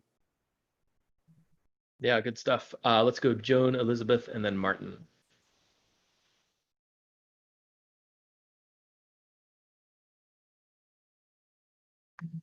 Joan, you there? Going once, going twice. Elizabeth, Martin, and then Jake. Yeah, I appreciated the conversation. I sort of particularly appreciated the idea of instead of focusing on like, oh, is this scarce, is this abundant, as if that's a binary, but thinking about that on a spectrum, but also Austin's point about like, okay, but there's a sort of specific range within that spectrum that really matters, because it can be really easy to be like, oh, it's just on a spectrum. And so in a way that makes it feel like it kind of doesn't matter, when it's like, no, actually levels really matter. And so that feels helpful to sort of think about like, okay, where's that range that we actually want to really focus on that really matters. I think like the point about Maslow's hierarchy of needs feels complicated because it's like I disagree with the idea that you can't have any of those higher needs without your basic needs. It feels a lot more interdependent to me, that like, okay, like you're in a society, like that's part of how you access these physical needs, and so that feels like a more complicated kind of thing, instead of being like, oh, like you have to have enough food. Like, yes, I think it's very important. Like, I don't think that we should be like, oh, great, you can think about philosophy when you're poor and starving, and so we don't need to feed you. But I just wanted to push back a little bit about this idea that like that you can only do those higher things when you have those lower things. I think they're a lot more interconnected. Yeah, I think that's a good point. Let's go to Martin, Jake, and then Derek. So I think what I'm going to do, I'm going to harken back to something I've said in some previous meetings. My sense from the article, one of the general senses of the article, is that the author is suggesting that there needs to be a shift away from that which we consider familiar, somewhat specifically capitalism or socialism. So what I'm hearkening back to is this idea of dividend paying stock, this idea of a citizen having a claim on the productive capacity or the profit of the society, and the idea, again, my idea being that UBI has gotten an awful lot more attention these days. Obviously, Andrew Yang, did an awful lot for that, but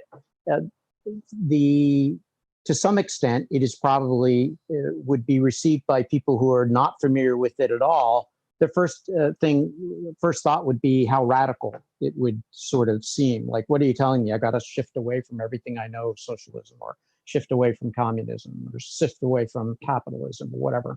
And so my idea is that, again, if you think of it as something that is already very familiar, and especially among people who happen to have dividend-paying stocks, and maybe they just live off those dividends, that you can sort of shift the discussion of UBI in part, maybe in small part, as something that is not so unfamiliar, not so radical, not so different from something that's being done today, and it's perfectly acceptable. I mean, I don't see anybody arguing against laws to prohibit dividend-paying stock. Yeah, it's an interesting thought for sure. Let's go to Jake, Derek, and then Austin. Sure. So yeah, again, awesome discussion, and yeah, thanks for including me. Love what we're doing this. I just try to finish with 3 points briefly. I've just been thinking about this phrase, like, you know, the future's already here. It's just not evenly distributed. And maybe that's true with like this post-scarcity thing. Like in some fields, for some people in some countries, there sort of is this post-scarcity, you know, with like a lot of software, and then there has to be like IP or like some kinds of laws to like instill like artificial scarcity. But like we can kind of see glimpses of like what post-scarcity looks like. And then to the point Martin was talking about like, you know, for content creators, you know, and Aaron Schwartz, like information wants to be free. It's like, well, when we put these like artificial, you know, like IP laws, that kind of a thing, or like, you know, paywalls, like what you end up getting these like whole businesses and companies devoted to like producing, you know, content as cheaply as possible. And so you have like AI literally like writing articles that like used to be done by a human who, you know, for like a sports game or whatever, you know, now you can just have like AI, you know, write the article based on like the box score.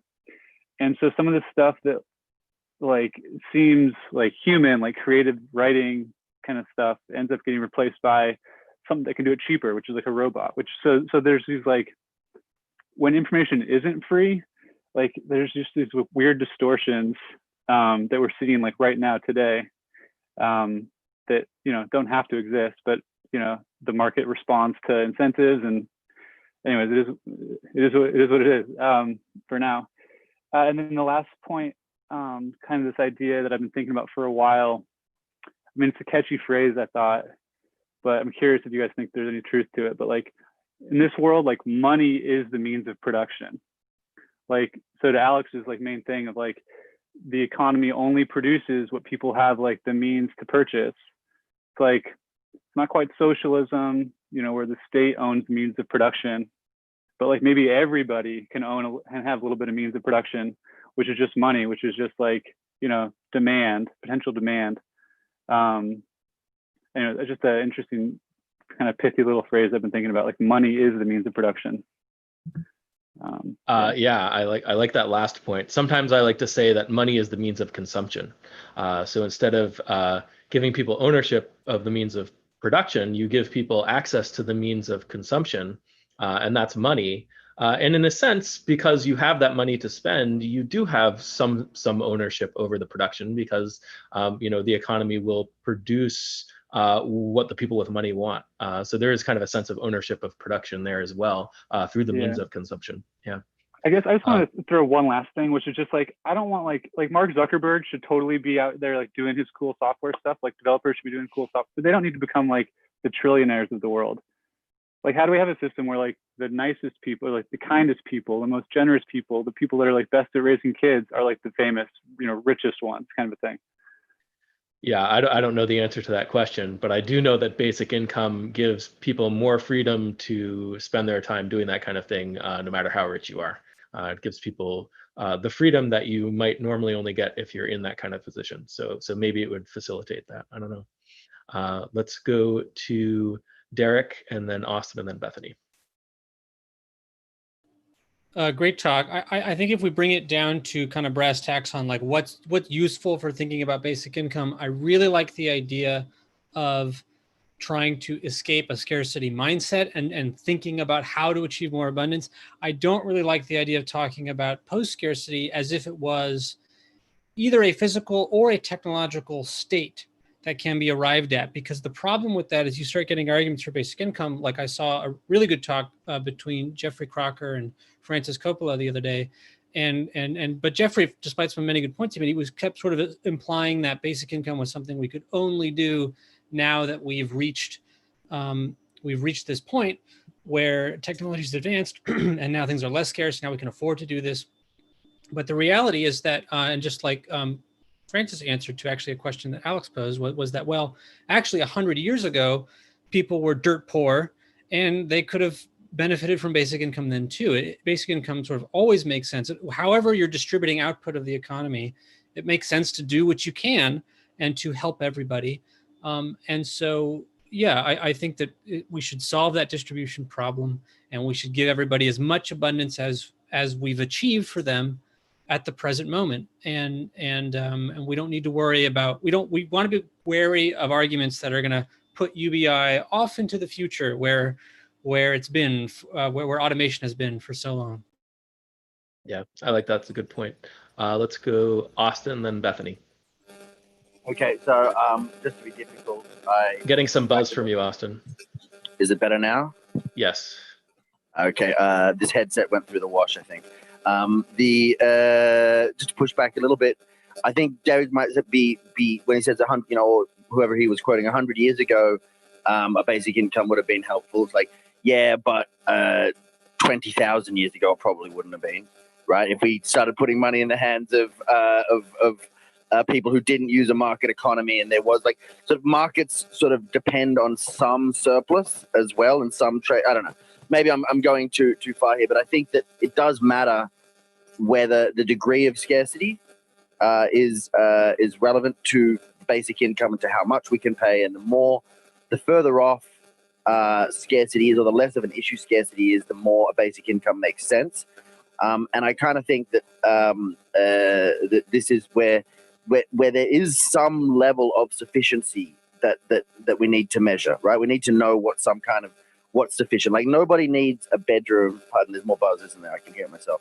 There's no one needs a bedroom that is the size of an aircraft hangar, and no one needs to drink 1 million liters of water a day, right? There's a level at which there's superabundance, and I think collectively that's sort of actually synonymous with what people call the Anthropocene, when we get to this level where we're now changing the climate and we're changing the world. A lot of scientists now measure that since like the end of the Second World War, right? Like, we achieved this level of, we split the atom and we achieved this level of technological abundance that I think is very real and needs a name, whether it's post scarcity or something else. I think I want to quickly reply to what Martin raised, and you mentioned about content production. I used to write articles for money, and there was always a tension there between trying to make money and trying to write what I actually wanted to. And now that I don't try and make money writing it, I'm much happier with the content I produce, because I'm only trying to do one of those things. And I don't think the market is a good place for ideas. I don't think that that's a good thing. Last thing I'll say is, people, when we talk about capitalism, I wonder, this word capitalism's come up a lot in this conversation, and something Derek has said before that I do agree with is that I don't think it's a very useful term to describe modern sort of contemporary economies where we actually live, because there's so much about it that is different from what's described in the theory. And so, but on that point, so Marx originally, we've talked about Marx before in terms of the labor theory of value, and I think that's pretty much like useless. That's not a useful piece of his work. But what he did describe that I do think is useful is that capitalism, as he described it, the capitalist mode of production is the problem becomes overproduction, right? That you can produce, that with a little bit of labor, you can produce a lot of stuff. And so that labor doesn't have enough sort of traction, and doesn't have enough leverage in the deal. And I think, basic income is a good way of solving that problem. But I don't like the idea that people say, well, it's human-centered capitalism, or it's capitalism where you don't start from zero. Because one of the things that Marx was describing was a situation where the working class, the proletariat, have nothing to sell but their labor, and implicitly they must sell something, right? And with a basic income, you don't need to necessarily sell anything. You can survive without selling your labor. And so to call that capitalism, like whether we're in capitalism now is debatable, because we have so much state intervention. We have a lot of income taxes and public schools, which were in the Communist Manifesto as demands. And when we get to a stage where we have basic income and labor isn't forced to sell, where workers aren't forced to sell their labor to survive, I think then we're definitely past the point where the term capitalism is very useful. So bit of a ramble there, but great discussion as usual. Lots of ideas. All right. I just want to comment on, whether we needed basic income 20,000 years ago. I think there's the issue of scarcity, and then there's the issue of scale of the economy, right? And these two things are orthogonal. When you have a large scale economy, you need money to kind of allocate resources and distribute resources. And that's when basic income starts to make sense. So it's not an issue of things were more scarce 20,000 years ago. It's an issue of it was all smaller scale. I think that's the biggest thing. Let's go to Bethany. Hey, I think I made most of my points throughout, but I think this was interesting. And I think what I took out of it is also this idea that there are a lot of concepts related to scarcity that kind of need their own clarity, name, or whatnot. Yeah, I think this was a good discussion.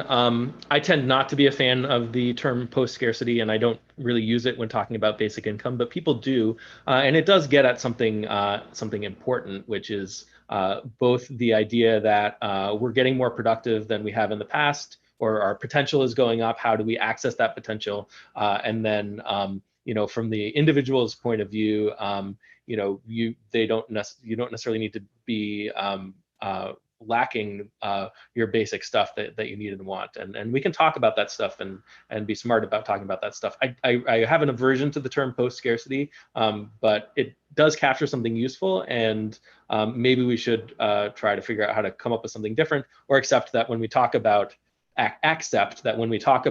post-scarcity, that it's not talking about scarcity in the way that most economists talk about it.